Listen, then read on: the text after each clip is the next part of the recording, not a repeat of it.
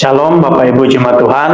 Pada kesempatan kali ini kita akan belajar firman Tuhan dari Lukas pasal yang ke-16 ayat 10 sampai yang ke-12 yang berbunyi demikian.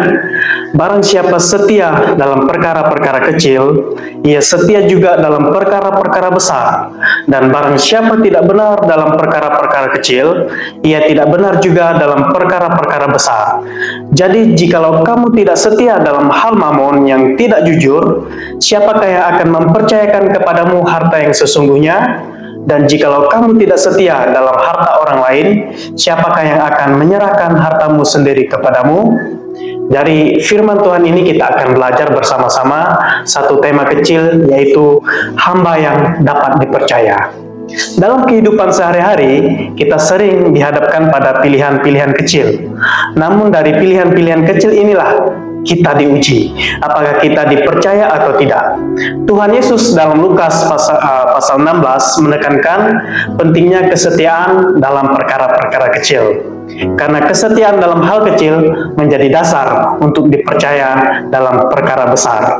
Kata mamon dalam bagian ini digunakan karena bukan hanya bicara soal uang atau harta, tapi juga menggambarkan sikap hati yang tamak, mementingkan diri sendiri, dan mencari keuntungan pribadi dengan cara yang tidak benar. Yesus berkata, kalau dalam hal dunia seperti ini saja kamu tidak setia, bagaimana mungkin Tuhan akan mempercayakan kepadamu harta rohani yang jauh lebih penting? Dari dasar firman Tuhan ini, kita akan melihat sikap apa yang harus dimiliki hamba yang dapat dipercaya. Yang pertama, kita lihat kesetiaan dan komitmen yang ditekankan dalam bagian ini. Ada kisah seorang misionaris yang tetap setia, yang berasal dari Amerika Serikat, yang melakukan pelayanan penginjilan di sebuah kapal. Selama berbulan-bulan ia setia memberitakan Injil, namun tidak ada satu orang pun yang merespon. Ia mulai lelah, putus asa, dan ingin menyerah. Tapi ia bergumul dan bergumul, ia pun kembali bangkit dan terus setia melakukan tugasnya. Ia berkata demikian, Allah tidak meminta pertanggungan jawab atas keberhasilan, tetapi Allah meminta menuntut kesetiaan kita. Jadi meskipun tidak melihat hasil secara langsung, ia percaya bahwa benih yang ditaburkan tidak akan sia-sia di hadapan Tuhan. Begitu pula kita lihat di dalam Alkitab, kehidupan Nabi Yeremia. Selama 40 tahun ia melayani, menyampaikan firman Tuhan, bernubuat, memperingatkan bangsanya untuk bertobat. Tetapi kita lihat, bandingkan dengan tokoh-tokoh lain dalam Alkitab. Yusuf menjadi pemimpin besar di Mesir. Musa dan Yosua membawa Israel keluar dari Mesir menuju tanah perjanjian. Yunus dipakai Tuhan untuk pertobatan seluruh kota Niniwe. Bahkan Petrus ketika ia berkhotbah ada 3.000 orang bertobat. Tapi tidak seperti nabi lain, kita melihat hasil pelayanan Yeremia. Malah ia ditolak oleh bangsanya sendiri, dan sepanjang pelayanannya tidak ada buah yang nyata terlihat. Namun Yeremia tetap setia. Ia melayani bukan karena hasil, tetapi karena panggilan dan ketaatan kepada Tuhan. Namun bukan hanya komitmen dan kesetiaan yang perlu kita lihat, kita juga hamba yang dapat dipercaya juga berbicara tentang integritas. Saudara-saudara, ketika kita berbicara tentang hamba yang dapat dipercaya, kita tidak bisa lepas dari hal yang sangat penting, yaitu integritas. Mengapa hari-hari ini kabar baik atau Injil itu terasa semakin sulit diberitakan? Salah satu penyebab utamanya adalah krisis integritas di tengah-tengah orang percaya, bahkan di antara para pemimpin.